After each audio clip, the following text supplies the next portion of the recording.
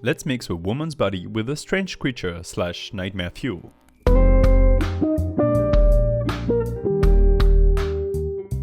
Well, hello there, I'm Détroit. Today we're revisiting one of my oldest concepts. Can you believe it's been about 3 years? We're finally back to mixing human females with nightmare fuels, strange monsters, or whatever you want to call that. Contrarily to my usual process, I'm not even using a reference for this. I feel like I've drawn enough bodies to be able to draw a woman from imagination. Besides, I'm not drawing a face, or even a torso for that matters, which are by far the hardest to draw. This series of drawings, of which this is the 4th iteration, originally came from me not being able to draw a face. This is why I swapped the top of the woman with creatures. It's a nice thing to do, you don't have to think much. Anyway, this is what I'm drawing. For the sketching, I'm using my default brush, which is a textured ellipse. It's the inking brush I use at least half of the time. For sketching, I'm turning on the opacity pressure, and that's basically the only difference between sketching and inking with this brush. For the sketch, I start with the woman body. I want a strong pose, so I'm thinking straight legs, slightly from the back, shoulders turned, as if she's looking at us over her shoulder.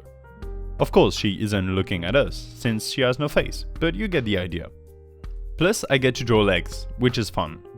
Drawing legs feels right, you know? You have big curves, very slight angles, it's just nice.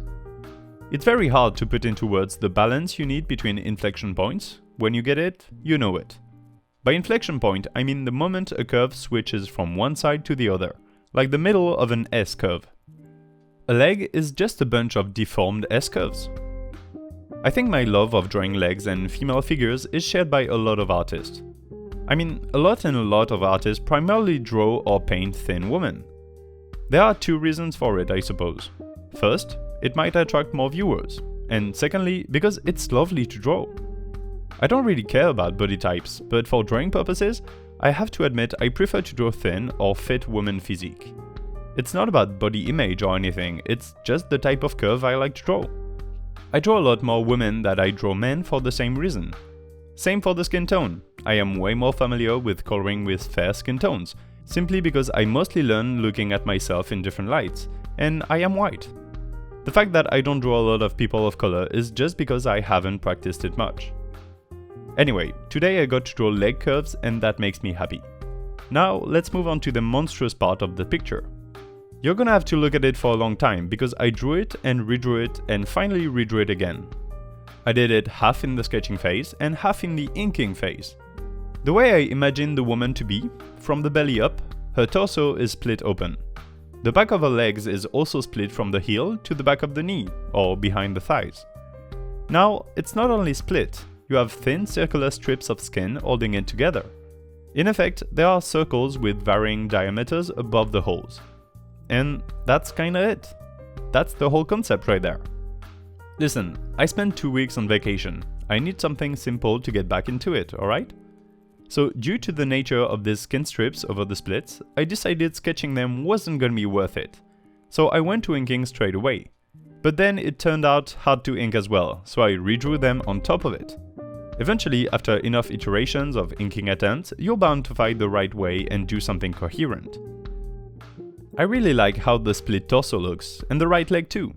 The left leg, I'm a bit more meh at the angle of the circular bands. I feel like it's not perfectly right, but it will still do. Let's move on to coloring. I told you I don't have much to say about the concept. Now, this is very straightforward. This is a prime example of what my usual coloring workflow is like.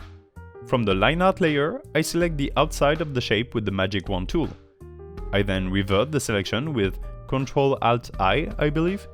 So now I have the entire shape of the woman selected, and I can then fill it and use that as my flats.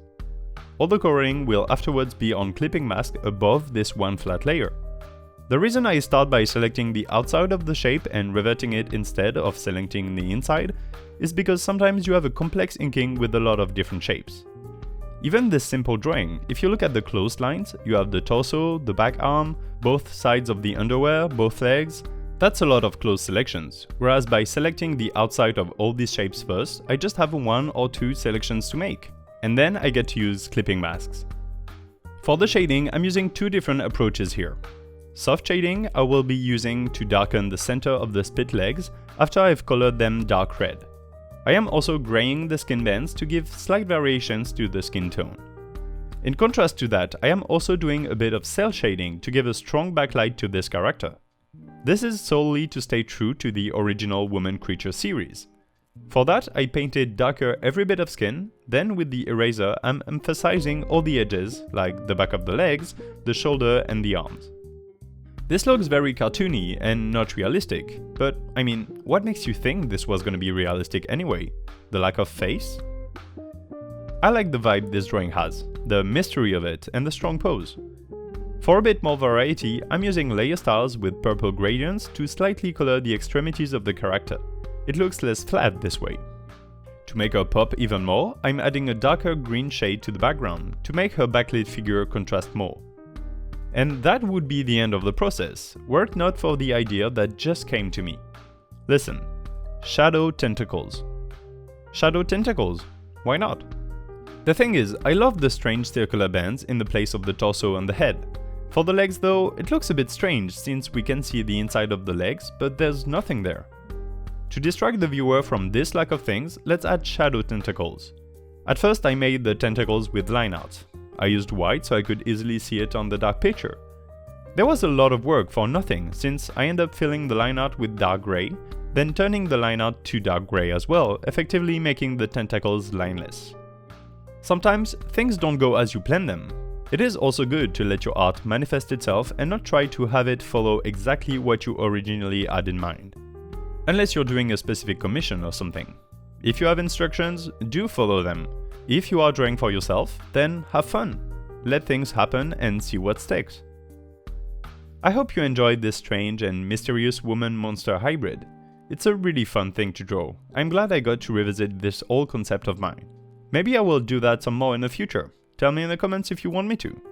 Subscribe for weekly art videos and check out my Instagram pages. This one for abstract ink doodles, and this one for basically everything imaginable. I'm Detroit and I would date her. Bye!